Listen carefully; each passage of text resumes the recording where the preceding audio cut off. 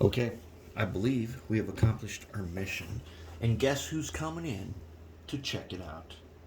Yes, indeedly. Guess who? Remember, we thought he was scrambled eggs. But now, here he comes.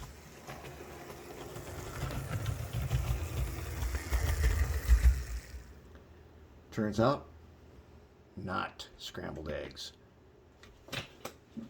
There he is. Now Pug is sitting on track 2. This is track 1, track 2. These 2 tracks are now isolated from the system. And right now I have the whole workbench is set to programming track.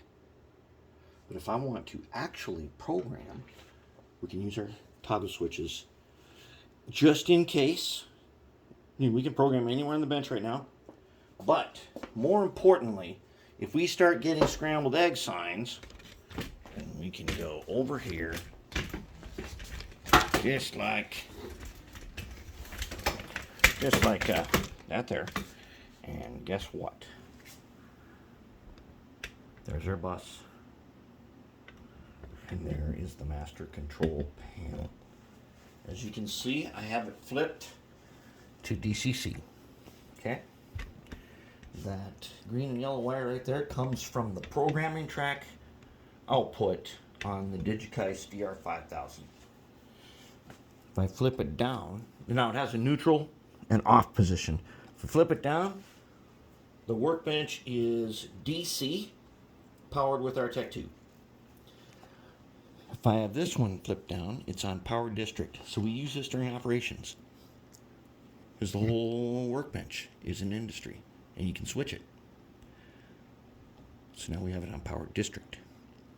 But if I am not certain, and I think there's something not right, all I got to do is do that. Now, track 1 and 2 are programmed only with their own bus wire, and the tracks themselves are connected to each other. So I basically got 6 feet of programming track with a bus, and they're wired to each other. Kind of like the 2 resistor problem we've been talking about for a long time. I've got 2 excellent, totally reliable, I've already tested it, totally reliable. I think I could program QSI on this. And I think I could program stuff that say programming on main only. That's how we've got it isolated. We're going to try that in the future. But for now, I'm going to come back on power district, even though it's already on. I'll come back over. Okay, now, Plug needs to get. So when we were trying to figure out what was wrong with him, we did not understand the problem. A bunch of his internal functions have been disconnected. He's still got his, as you can see, ultraviolet truck lights, cab lights working. And I know you guys like this. The light bar is very cool. Let's back him up so we can look at it. All right, let's have a look at his light bar. So on the front of him, there's his light bar. See that? Now that's on constant power. But I've got his beacon on. You can see that. That one is set to Mars light. If you set it a rotary beacon, it can be very annoying. But Mars light is really good. Now, we don't have his headlights connected right now. But all of his constant lighting is on, and the light bar is on. The light bar is awesome. Okay, I'm going to shut off the beacon. Okay, now I'm going to turn it on. Mars light is my favorite beacon setting. I really like that setting for beacons because it really looks really cool and it's not annoying. And Pug, man, he does work good, doesn't he? I mean, his Mark 14 trucks are really, really sweet. Now, I'm going to show you guys a preview. We're almost at 5 minutes on this video. And I'm putting this in here because there's only about 50 of you that really watch these videos all the way, I'm going to show you something. Preview. Right here,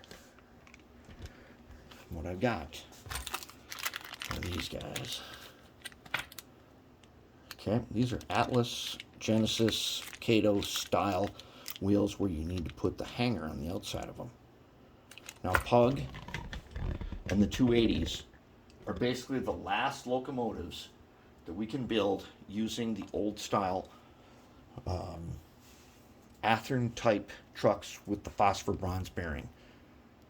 They're too expensive for me to buy new ones, but I scored all of these. I got them on AliExpress, and I'll tell you what, ordering on AliExpress, man, sometimes you got to think about that carefully. But I use PayPal on these, which was a good thing. By using PayPal, I think that you're guaranteed a little better to get your stuff. They sent me updates like every day of the shipping progress. It took almost 3 weeks, but almost every day, sometimes twice a day, they would send me shipping updates on these. I followed them all the way here. Now I have them. And I think we're going to have to build a couple new locomotives, because this is where we wanted to get to, and now we got the stuff to get here. But anyways, Workbench is back in service. Now we can do those SD40-2s again, those Kato ones, and well, wait till you see that one that we want to do a final reveal on. He ain't ready yet, because we got to remember that power pickup problem we had. We got to fix that. It's just it's not making the trucks work good. But you should see how bright his beacon is. The beacon on that thing is ridiculously bright. We'll have to figure out something about that because it's super bright. But anyways, this is where we're at. Workbench back in service.